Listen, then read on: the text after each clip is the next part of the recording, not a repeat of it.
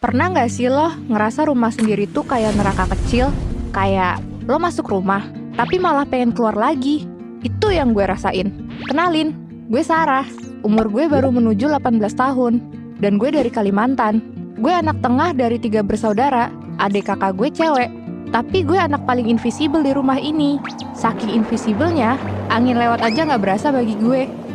FYI, gue sama kakak gue itu cuma beda 2 tahun, dan dia kuliah semester 4. Sedangkan sama adik gue, beda 8 tahun, dia baru kelas 4 SD.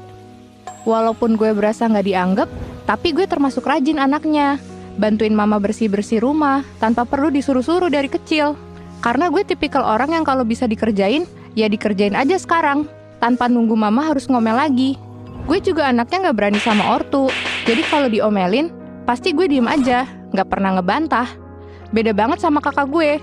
Orangnya keras kepala banget. Nunggu mama bersabda 15 episode dulu, baru dikerjain. Selama ini, mama tuh selalu dibikin capek sama kakak gue, karena perlakuannya udah keterlaluan. Gimana nggak keterlaluan?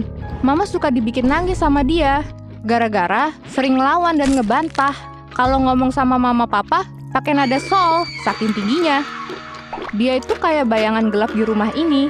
Tidur sampai siang, dan begadang tiap malam. Katanya, kuliah bikin dia sibuk. Padahal kenyataannya cuma mabar Roblox sama pacar virtualnya. Bukan ngerjain tugas kuliah. Kalau bangun siang, jam 10. Ditanya kenapa begadang, dia bilangnya disuruh bikin laporan mendadak lah, Zoom lah. Padahal gue tahu itu semua bohong. Biar dia nggak kena omel mama papa. Yang gue nggak habis pikir nih, dia kan kuliah jam 12 siang. Pulang jam 3 sore. Berarti kan masih banyak waktu di rumah buat bantuin mama. Sekedar buat beres-beres atau nyiram tanaman kek. Ini malah malas-malasan kayak babi. Masa kalah sama babi ngepet ya? Hehe. Kasian mama. Energinya terkuras dan sedih ngadepin perilaku kakak kayak gitu. Sedangkan gue masih SMA. Gue ke sekolah jam 6. Nyampe rumah jam 5 sore. Ya mau nggak mau gue inisiatif beberes. Daripada ini rumah lama-lama jadi kapal pecah. Heran, masa hal sesimpel itu aja susah banget buat dilakuin sih? Apalagi kita harus bertanggung jawab sama kebersihan dan kerapihan rumah ini. Lah ini, kakak gue udah nggak ada inisiatif.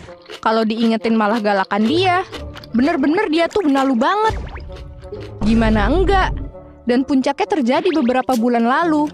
Berawal dari kakak gue ini suka mesen makanan dari aplikasi online.